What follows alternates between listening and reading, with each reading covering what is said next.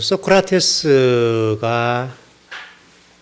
어떤 책을 하나 쓴 거 있고 좀 얘기한 내용들 가운데 군중의 심리라고 하는 그런 글이 있습니다.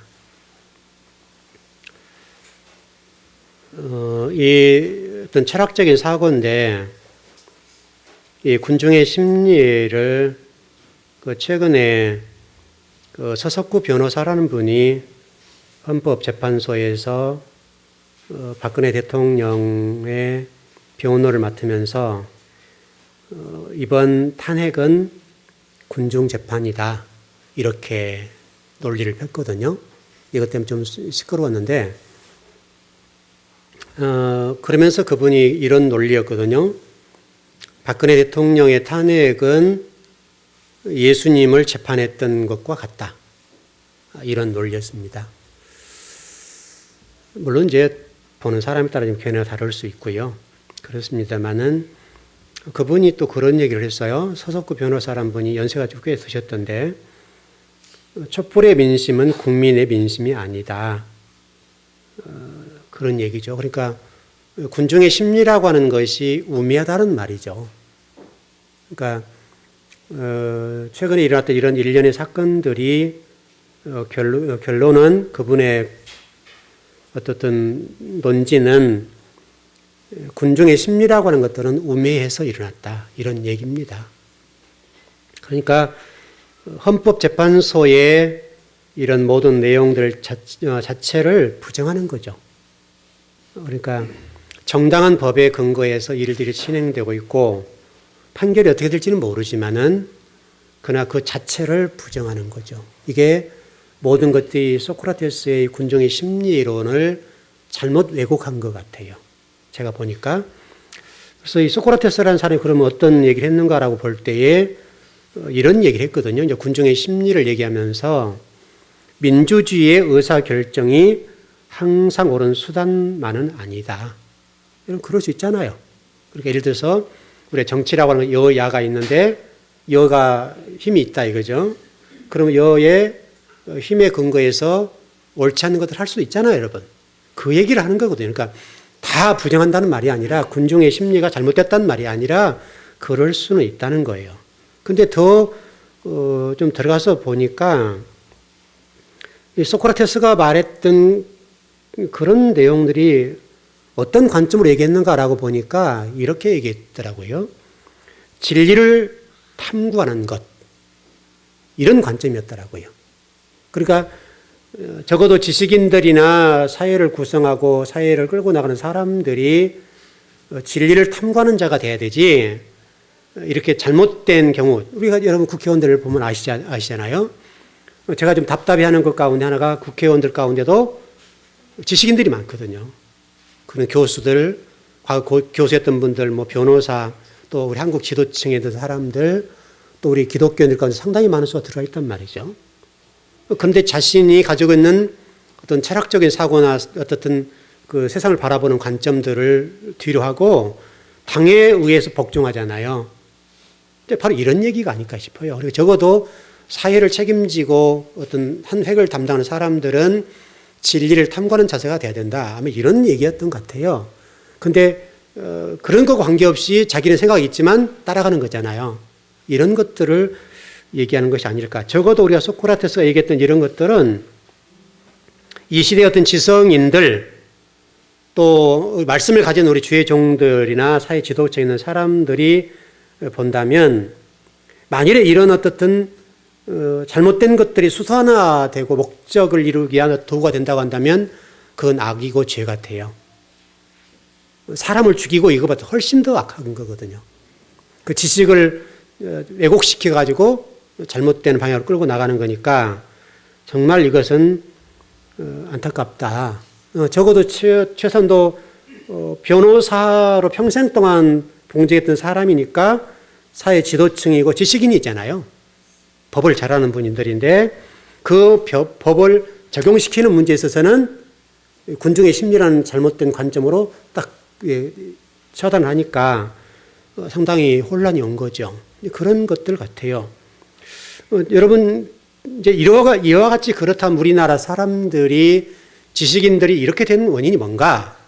라고 하는 것을 좀 생각을 하고 고민을 해보는데 이 문제는 우리가 작년에도 그런 얘기 많이 나왔습니다만은 고전 인문학에 관한 어떤 책들을 많이 읽지 않는 그런 원인이 아닐까. 좀 설명을 좀 드려보겠는데 어느 시대를 막론하고 전 세계의 부의 90%는 세계 인구의 0.1%가 끌고 나가거든요. 여러분 0.1%요. 세계 부의 모든 것들이 0.1% 안에 다 쏠려 있어요. 이렇게 됐으니까 역사가 바뀌고 또 바뀌어도 이 상황은 변하지 않아요. 안타까운 일인데 여러분 민주주의가 도래하기 전에는 왕과 귀족들이 0.1%가 되어서 세계의 모든 부를 잡았어요. 이게 쥐고 있었다고요. 최근에는 월스트리트 투자가들이 그쪽에 모여 있는데 이 사람들이 지금 전 세계 물질의 90% 부를 차지하고 있어요. 여러분 우리나라 여러분 역사도 잘 보시면 똑같은 얘기인데 여러분 과거에 그 왕과 귀족들이 자신들의 부를 축적하고 이 권력입니까? 권력을 이렇게 딱 움켜쥐고 있었던 게 뭐예요? 신분제도잖아요. 양반과 쌍놈. 우리나라가 이런 그런 거 아니었습니까? 그래서 이 신분제도라는 제도를 동원해서 이 제도권을 못 들어오게 만드는 거예요. 일반 평민들이 제도권을 못 들어오게 만들어서 이 부를 취하지 못하게 만들어버린 거죠. 여러분 이게 우리나라도 장애인이 있던 일들이고요. 투자자들도 마찬가지입니다. 이 투자자들이 그 사람들이 이런 얘기를 해놨어요. 우리나라 지금 기업들이 삼성이나 예를 들면 굴지의 기업들이 있잖아요. 그런데 세계 0.1% 안에 못 들어가요. 왜 못 들어간가라고 보니까 이 지금 세계 어떤 뭐랄까요? 월스트리트 그쪽에 어떤 투자자들을 보니까 그 사람들은 공통적으로 한 가지를 해요. 고전 인문학 책을 탐독을 해요. 이게 지금 쉽게 설명하면 재테크를 한 수준의 사람들과 세계의 거부들, 이 사람들과 차이가 뭐냐면 우리는 재테크 수준이에요, 기업들이. 그래서 세계 부호들은 고전 인문학을 통해서 세계 부를 축적해요. 그러니까 우리나라의 기업들이 세계 0.1%를 못 들어가는 원인이 고전 인문학 안 읽었다는 거예요. 여러분 굉장히 간단한 거지만 그렇지 않아요. 적어도 우리가 이런 관점으로 우리가 어떤 이 땅도 볼 수가 있고 이 땅의 지식인들 또 이런 뭐랄까요? 종교라는 관점, 신학이라는 관점 이런 것들 속에도 들어올 수가 있어요. 그러니까 예를 들면 이 지금 신학적인 관점에서 보자면 어떻게 보면 이런 논리에서 신학을 지배해요. 그래서 다른 어떻든 그 일반적인 뒤에 후발주자들이 제도권에 못 들어가게 만들어버려요. 안타까운 현실인데 예를 들어서 이렇게 볼 수 있겠죠. 예를 들어서 이신칭이라고 하는 것들이 한국 신학의 핵심적인 것이고 중세시대부터 중요한 거잖아요.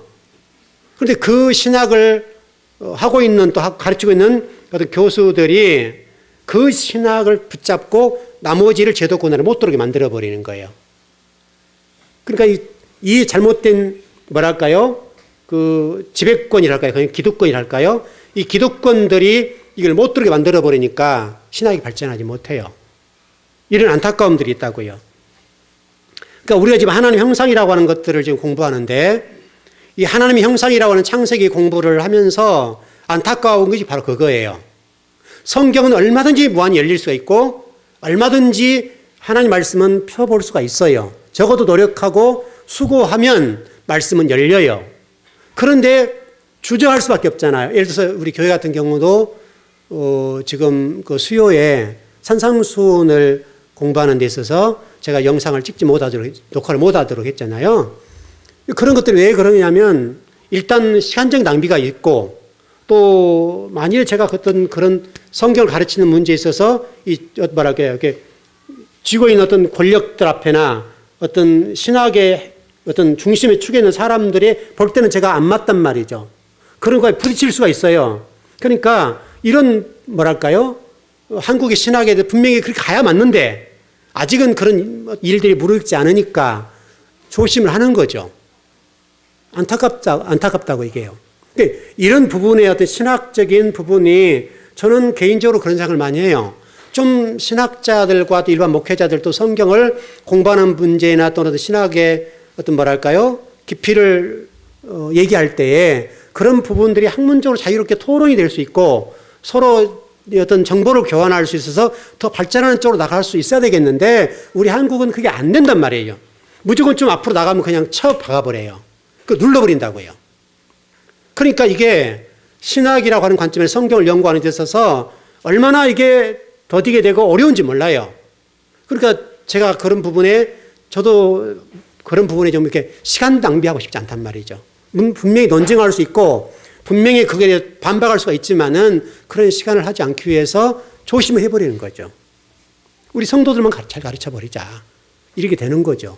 그러니까 이런 것들이 새로운 학문의 어떤 시도에 대한 어떤 보이지 않는 저항이 있고 그 저항 때문에 이 기성 제도권에 편입되지 못하는 그래서 한국 신학이 발전하지 못하는 이런 문제가 발생한다는 말이죠. 이거는 하나님 나라의 관점에 보게 되면 엄청난 손실이에요. 왜냐하면 제가 뛰어난 신학자가 될지 또는 뭐 성경을 연구하는 사람이 된지는 모르겠지만은 적어도 오랜 시간 동안 공부하면서 깨닫고 느낀 것들을 볼 때는 이런 안타까움이 있단 말이죠. 적어도 우리 한국의 신학이 발전해야 목회자들이 자유롭게 성경을 연구하고 성경의 깊이가 들어갈 수가 있겠는데 이게 안 되니까 굉장히 조심한 거예요. 그냥 목을 내놓고 하면 되는데 그러면요 그만큼 힘이 든단 말이죠. 그러니까 왜 그게 힘이 들어야 되냐 이거예요. 저는 힘이 들지 않고 충분하게 그런 신학자들이나 어떤 성경을 연구하는 사람들이 모여서 토론하고 어떻게 하면 더 발전적이고 좋은 쪽으로 나갈 수 있겠는가. 당신 이 부분 좀 부족해요. 이렇게 하면 된단 말이죠. 왜냐하면 제가 완벽할 수가 없잖아요. 완벽할 수 없기 때문에 어떤 부분이 좀 이 부분을 조금 보완했으면 좋겠다. 이렇게 서로 충고하고 보완해주고 그러면 한국 신학이 훨씬 발전할 수 있겠는데 이런 제도권의 사람들이 자신들의 이 뭐랄까 권력이랄까 표현이 좀 묘한데 그걸 누리기 위해서 이걸 편입을 못하게 만드는 거예요. 만약 귀족들 사회가 뭐랄까요 그런 신분 제도나 또 현재 투자자들과 이런 사람들이 교육 제도를 통해서 하거든요. 그러니까 현재는 이 부를 가진 사람들이 교육이라는 제도를 통해서 우리를 편입하지 못하게 만들어줘요. 그런 것처럼.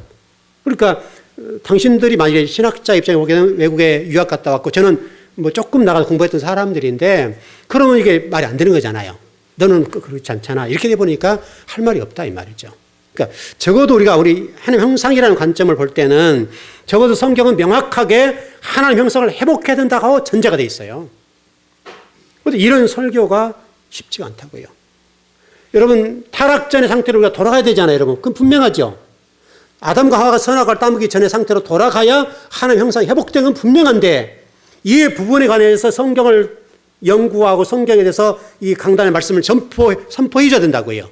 그래 한국교회가 더 성숙하고 더 질적으로 성숙해질 수가 있겠는데 이게 안 되는 거예요 지금요. 여러분 하나님 형상을 회복하지 않은 설교를 여러분 많이 들어보셨나요? 잘 안 된다고 얘기해요. 결국은 지금 현재의 이 강단의 문제가 땅 지향적인 사고와 이런 소리, 어떤 생각들이 지배하기 때문에 하늘의 소리를 외면하는 거예요. 하늘의 소리를. 여러분, 하늘의 소리를 듣지 못하니까 여러분 예수님 오셨잖아요. 우리 이것을 놓쳐버리면 안 돼요. 예수님 당시에 하늘의 소리가 차단되고 안 들리니까. 왜냐하면 대제사장, 서기관, 바리새인, 사두개인들 이런 사람들이 제도권에 있어서 하나님 소리가 못 들리도록 딱 차단한 거예요. 본인들이 기득권을 누리기 위해서 나머지들은 어떻게 할 수가 없게 만들었어요. 그러니까 예수님이 내려오셔서 그 제도권 속에 파고들어서 이 힘을 쥐고 있는 이 권력자들 향해서 예수님께서 독사의 자식들아 그런 거예요. 그러니까 여러분 독사의 자식들이라는 말이 이게 쉬운 말이 아니에요. 마귀 자식이란 말이잖아요, 여러분. 그러니까 얼마나 이게 그 사두개인과 바리새인 대제사장들 이런 사람들에 대해서 예수님이 독서를 퍼부었냐고요. 왜? 하늘의 소리가 들리지 못하도록 이 사람들이 이게 모든 정권을 쥐고 나머지 밑에 있는 사람들이 이게 뚫고 들어오지 못하게 만들어버리니까 자기 힘을 이용해서 성경을 바르게 가르치는 사람들 자체를 다 없애버리니까 이런 일이 있었단 말이죠. 그러면 지금이 과거 예수님 당시의 상황과 다르냐 이거예요. 지금도 여전히 예수님 당시 그런 모습으로 표현되진 않지만 대제사장, 서기관, 바리새인, 사두개인들 이것도 뭐 기타 다른 뭐 다양한 사람도 있었지만 그 사람들이 딱 이걸 잡고 있었던 것처럼 지금도 동일하게 기득권 세력들이 딱 쥐고 있잖아요, 여러분. 나머지들은 들어오지 못하게 만드는 거예요. 편입되지 못하게 만들고 이걸 뚫고 나가주지 못하게 만드는 거예요. 여러분, 학문이라고 하는 것은 자유가 필요하잖아요. 성경을 우리가 볼 때도 마찬가지 성경 말씀들은 뚫고 나가야 된단 말이죠. 그래야 되는데 안 되는 거예요. 왜? 그리고 그분들이 전해준 것들이 우리에게 떡을 주는 거죠. 그런 식이 됐어요. 떡을 주어서 우리를 배를 불리게 하는 뭔가를 자꾸 제공해 준다는 거죠. 자, 전번 수요일 금요일 날 제가 그래서 이렇게 말씀드렸어요. 예수님이 이 땅에 오신 성육신 사건은 간단한 사건이 아니다. 하늘의 소리가 못 들렸으니까 하늘의 소리를 하늘로 본다면, 일로 본다고 한다면 일이 이와 충돌하는 거죠. 왜냐하면 선악이니까 이죠. 이 땅은 이예요. 이니까 이라고 하는 것과 일과는 충돌이 일어나니까 대화가 안 되는 거죠. 이게 어떤 진리가 왔다 갔다 안 하는 거예요. 왜? 이가 이를 향해서 말하면 못 알아듣잖아요. 여러분, 당연한 거 아니에요? 그러니까 일로 이라고 하는 사고를 가진 사람들에게 말하면 이 사람들은 못 알아들어요. 그러니까 예수님이 이로 오셨어요. 이로. 일 대신 하나님이 성육신을 입고 이로 오셨다고요. 이로 오셔가지고 이로 설명하는 거예요. 그게 여러분 산상수훈을 빼고 나머지 사복음서에 나와 있는 그런 내용들. 그래서 예수님이 비유로 말씀하셨어요. 비유로. 야, 저 날아가는 새를 봐라. 야, 저 백합화를 봐라. 다 이런 비유잖아요. 근데 그렇게 말해도 못 알아들어요. 못 알아들어. 우리 인간의 수준에서 말을 해주는데도 불구하고 당시의 사람들이 못 알아듣는다고요. 우리 산상수 같은 거는 제가 설명을 드렸지만 산상수는 그보다 훨씬 강해요. 산상수는 자체가 일이라는 언어로 이에게 말을 하는 거예요. 그럼 얼마나 답답하겠어요. 듣는 사람은 답답하고 가르치는 분도 힘들고. 그러니까 예수님께서 이로 오셨는데 하나를 설명하니까 이의 사람들과 이의 체계를 가지고 있는 사람들이 못 알아듣는 거죠. 산상수훈을. 지금도 이런 동일하고. 지금도 산상수훈의 설교가 강해주로 수없이 나와 있지만 일로서 설교된 것들이 많지가 않다고요. 거의가 다 이로서 설명이 다 돼요. 설교가 되고. 그러니까 우리가 듣기는 굉장히 좋죠. 그러나 전혀 하나님과는 무관하다고요.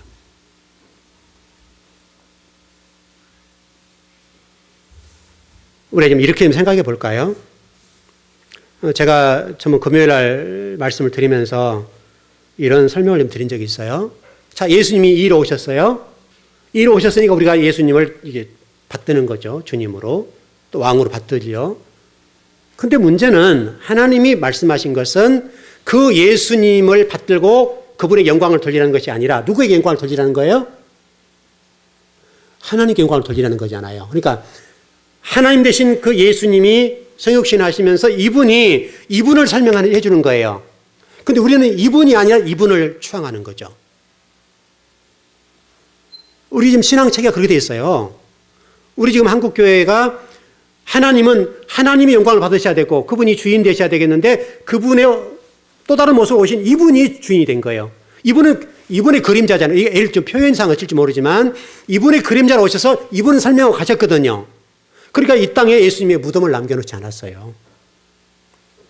구약시대는 모세에 관해서 어떤 무덤을 남겨놓지 않고 왜 이스라엘 백성들이 무덤을 남겨놨다 모세의 무덤을 남겨놨다 한다면 이스라엘 사람들은 그 모세의 무덤을요 우상 숭배하도 숭배했을 거예요.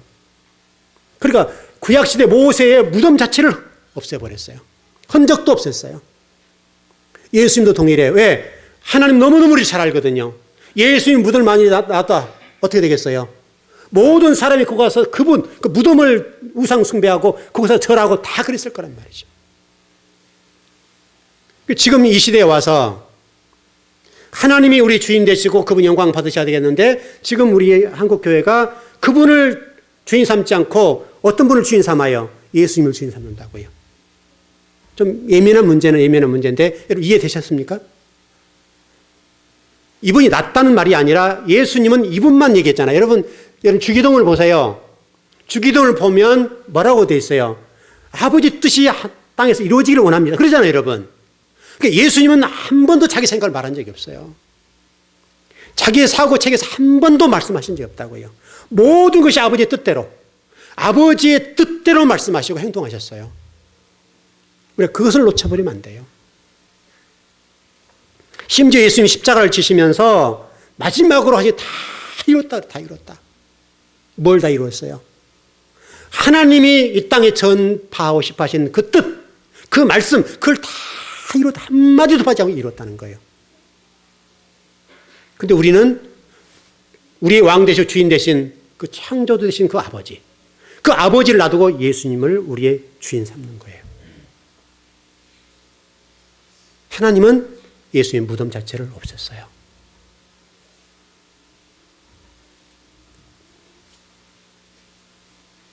우리가 이것을 놓치면 안 돼요. 마치 이렇게 우리의 신앙생활을 하는 거죠. 예수님은 분명하게 우리의 아버지예요. 그렇지만은 하나님 말씀하시고 싶어 하신 것은 하나님의 영광을 위해서 아버지를 주인 삼아라. 그리고 예수님이 말씀하신 그 말씀을 너희들이 알아야 된다. 그 말씀대로 살아라. 왜? 그것이 곧 아버지 말씀하신 뜻이니까.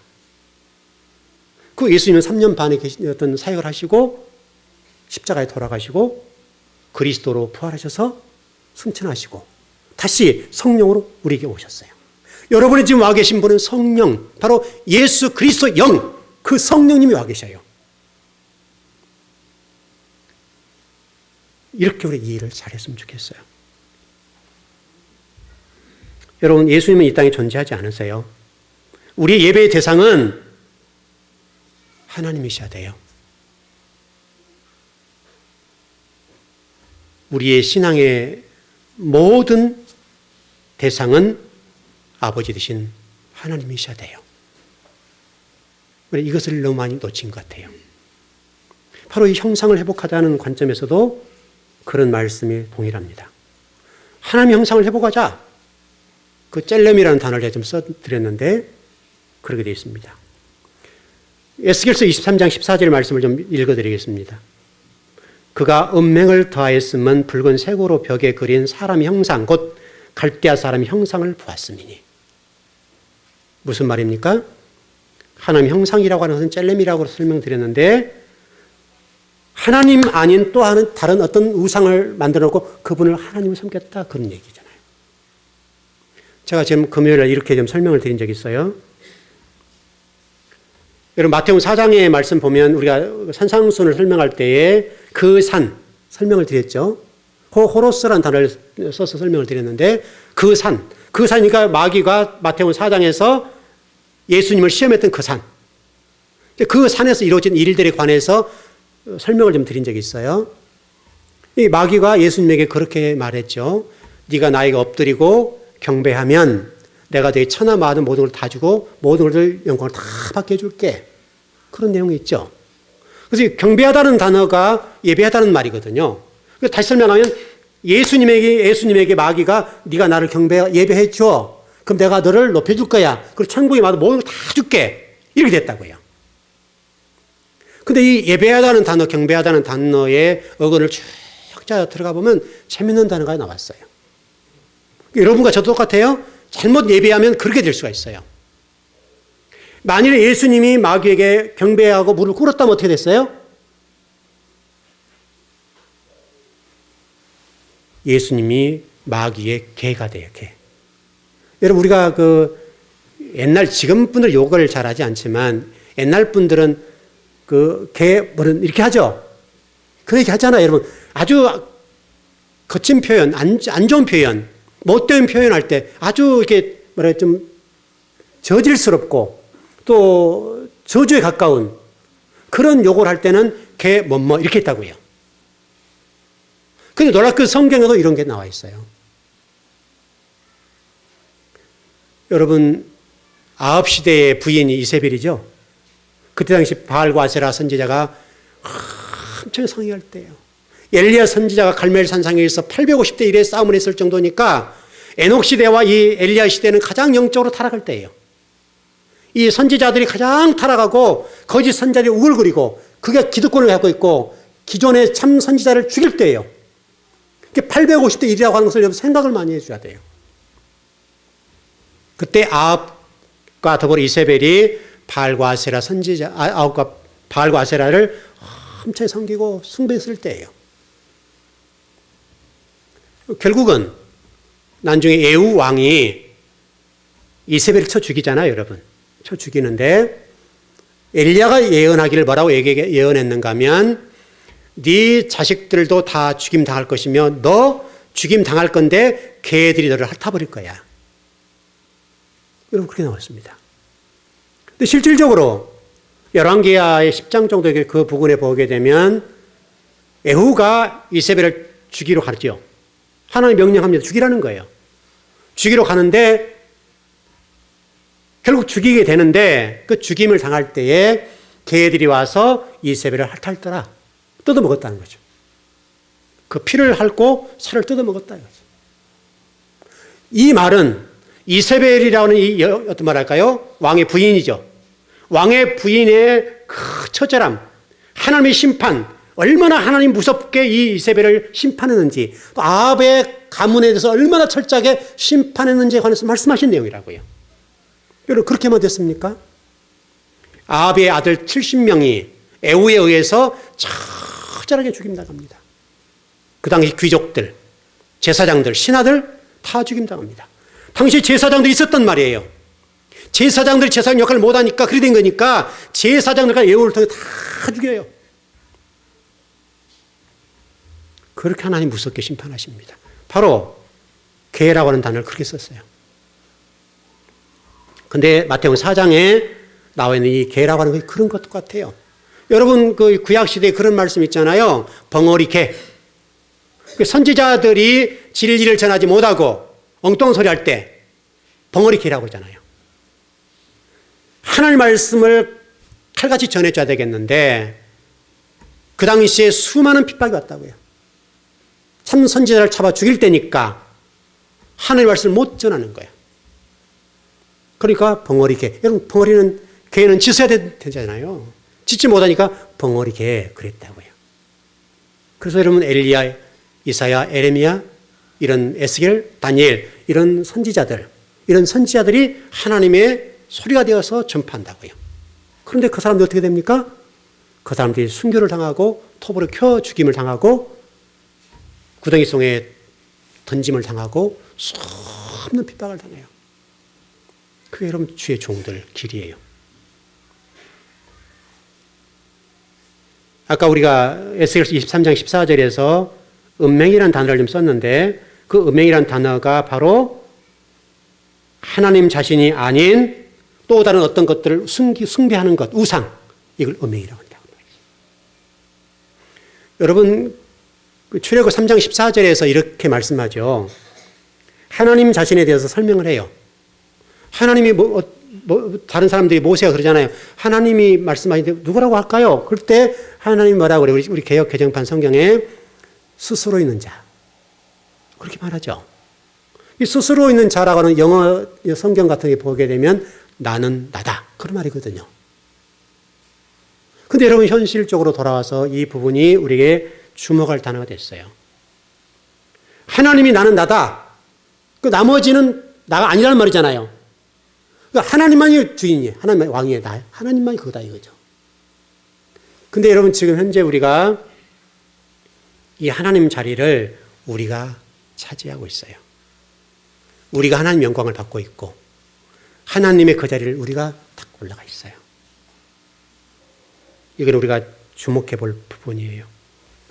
하나님 형상을 회복하지 않으면 그렇게 될 수밖에 없어요. 놀랍게도 우리가 그런 자리에 서 있다라고 하는 것이에요. 시편 23편 20절에 보면 이런 말씀이 있어요. 주여 사람이 깬 후에는 꿈을 무시함같이 주께서 계신 후에는 그들의 형상을 멸시하리이다.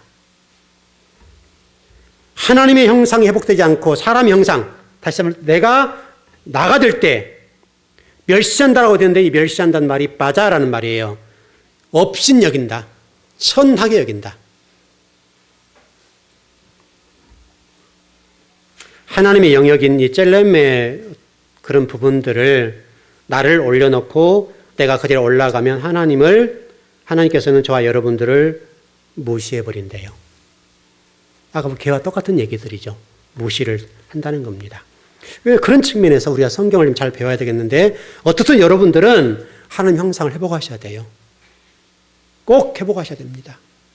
구체적으로 아마 다음 주 좀 더 해야 할 것 같은데 자 이렇게 봅시다. 여러분 성경을 잘못 알면 어떤 일이 벌어지는가 이렇게 보죠. 산상수훈과 더불어서 정리를 해봤으면 좋겠는데 여러분 인도의 간디 아시죠? 그리고 최근에 그 어떤 누구죠? 그 여자분 테레사 수녀? 테레사 수녀 아주 성인으로 취향을 받죠. 근데 놀랍게도 이 간디라는 분이 인도의 정말 성자인데 이분이 돌아가신 다음에 남긴 것이 딱 하나가 있었는데 뭐냐면 자기가 입고 있었던 옷 한 벌 남겼대요. 그럼 잘한 거죠? 잘한 거예요? 저는 이 생각을 좀 해봐요. 그 신부님들하고 그 스님들 있잖아요. 결혼하지 않잖아요. 어떤 스님들은 잘 모르겠고 어떤 신부님들 같은 경우는 물론 이제 종교적인 문제이기 때문에 그렇습니다만은 일단 그분들이 어떤 신부가 되려고 하면 공부 과정이 힘들어요. 굉장히 어렵습니다, 여러분. 어떻게 보면 우리 신학보다 훨씬 더 어려울 수 있어요. 어려운데 그 신부가 되면요 대단한 지식인들이 될 수가 있고 그러거든요. 학문적으로도 그렇고. 근데 그 똑똑한 사람들이 자기대로 끝나버린다. 저는 그 김수환 추기경 돌아가셨을 때 참 아까웠어요. 야, 저 똑똑한 DNA를 유전자를 좀 후손에 물려주면 하면 좋았을까. 생산적이지 않다 이거죠. 바로 왜 이렇게 되는가 하면 성경 말씀을 잘못 이해하면 그렇게 될 수가 있어요. 간디도 똑같고요. 테레사 수녀도 똑같아요. 산상수훈의 성경 말씀을 잘못 이해하게 되면 그렇게 될 수가 있어요. 여러분. 그러니까 우리가 성경을 잘못 이해하게 되면 착하게 살아라. 나누어 줘라. 너 쉽게 설명하면 입고 있던 벗어줘라. 이런 정도로 뭐 선하게 착하게 이런 정도 수준에서 우리가 신앙생활을 이해하게 되는 거예요. 무일푼 아무것도 안 가져야 된다. 바로 그런 것들이 인도의 간디를 낳게 되고 테레사 수녀를 낳았어요. 이건 그분들의 삶이 잘못됐다는 말이 아니에요. 삶의 목표가 목적이 이런 것들이 잘못돼 버리니까 성경을 잘못 해석하고 잘못 가르쳐 주니까 그분들이 인생을 허비해 버렸어요. 여러분 종교가 그런 건 아니에요. 정말 인도의 간디라고 하는 그런 지도자가 죽었을 때에 자기가 입고 있었던 옷 한 벌 남겨줬다. 물론 그분이 무저항 이런 여러 가지 일들을 남겼고 인도에서 큰 일을 감당했습니다만은 정말 그분이 성경을 잘 알았다면 훨씬 더 좋은 지도자가 될 수 있었다고요. 그래서 성경을 잘못 해석해 주니까 만약 예를 들어 10년이 가난한 자란 이런 부분이잖아요.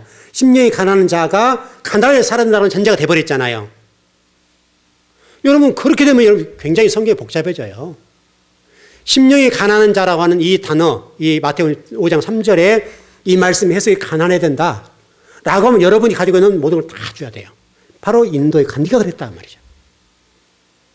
여러분 그 말씀 때문에 그랬어요. 그 말씀. 믿는 사람이 가난하게 살아야 된다고 생각하니까 있는 거 다 퍼주고 자기 옷 한 벌 딱 남겨 죽었다고요. 하나님 볼 때는요 이게 너무너무 안타까운 일이에요. 그런 말씀이 아니에요, 여러분. 만약에 여러분 그런 관점이라고 한다면 여러분이 가지고 있는 재산들이요 싹 나눠줘야 돼요. 근데 우리가 지금 그러지 않잖아요. 그럼 그 성경과 우리는 이렇게 일치가 안 되는 거죠. 여러분 그러지 않습니까?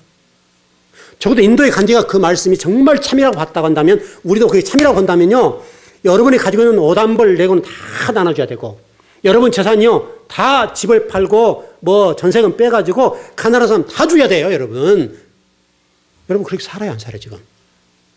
만약 그게 참이라고 한다면 우리는 지금 정말 잘 사는 거잖아요. 근데 우리는 그렇게 안 살죠.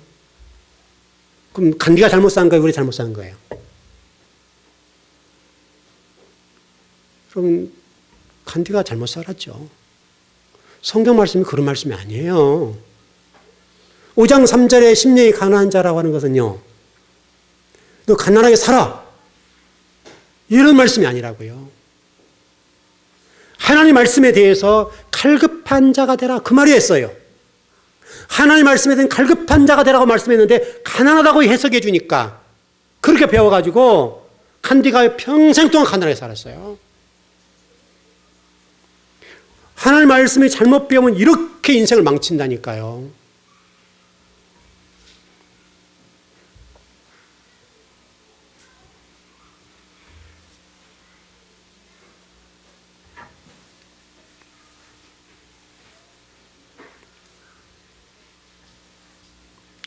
적어도 저와 여러분은 하나님의 말씀을 회복해서 하나님의 형상을 온전히 회복했으면 좋겠어요. 이건 반드시 해야 돼요. 반드시. 이게 이루어지지 않으면 구원이 완성이 안 돼요. 그래서 중요해요. 그래서 지금 제가 계시록 하다가 오늘 전체 우리 1년 동안에 우리 표기 때문에 여기 초점 모으고 좀 설교를 하는데요. 여러분들이 적어도 간디를 좀 생각해 보면서 인격적으로나 모양새나 어떤 그런 행위적인 부분이나 이런 것들 여러분 하나님의 형상을 회복한다고 한다면 우리는 성경을 잘못한 거예요. 물론 우리가 회복돼야 되겠지만 그것은 좀 겉의 부분이에요. 부수적인 거라고요. 우리는 완벽한 사람 될 수가 없어요.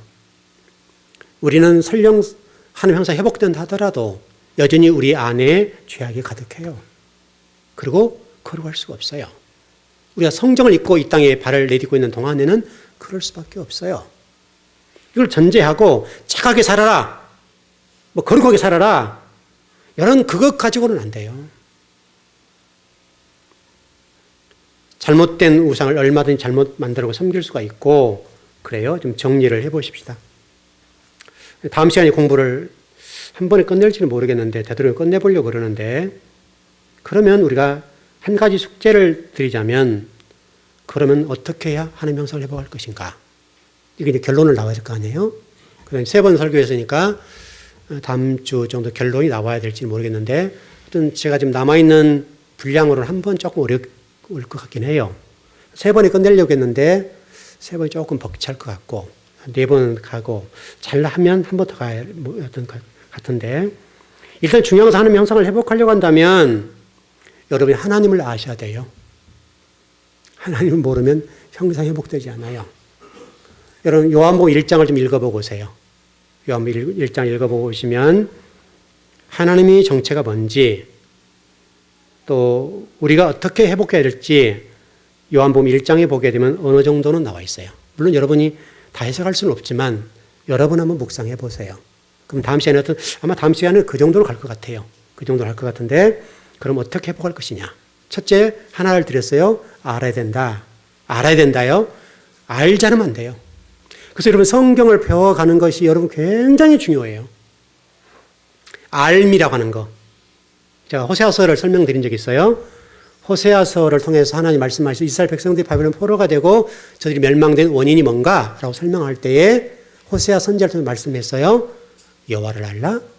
힘써 여호와를 알라. 그게 답이에요. 하나님을 아는 것이 형상을 회복하는 데서 아주 중요한 문제예요. 그래서 여러분 성경을 배우는 거예요. 성경을 배운다는 말이 그래서 중요해요. 여러분이 생각하는 우리가 지금 구원론적인 관점에 보자면 예수님 믿으면 구원받는다. 이거는 거의 초보적인 거예요. 진짜 초보예요. 근데 우리는 그게 신학에 있어서 핵심이죠. 이 신칭이 문제가 핵심이고 굉장히 복잡해요. 이게 신학의 발전의 문제인데 이 문제가 한국교회에 첨예하게 대립돼요. 근데 우리는 성경적으로는 보자고요. 성경적으로만. 이런 문제입니다. 좀. 여러분 오늘 이 추운 날씨에 오셔서 예배를 드리셨는데 여러분들이 이라는 것을 절대 잊지 않았으면 좋겠습니다. 내 사고와 이 가치 체계라고 하는 것은 항상 이로 존재하는데 이 이로는 말씀을 깨달을 수가 없어요. 이해할 수도 없어요. 내가 일이 돼야 돼요. 그 길은 유일해요. 이 길은 절대로 뚫리지 않아요. 물론 예수 그리스도 오셔서 이걸 회복해 주신 부분이 있습니다만은 그래도 현재의 말씀을 들을 때에 이로 들으면요 그게 이해가 안 돼요. 하나님의 소리가 어떻게 우리가 이로 해석을 하겠어요? 일로 해석을 해야죠. 그래서 성경을 기록할 때에 성령이 기록하셨다. 여러분 잊지 마세요.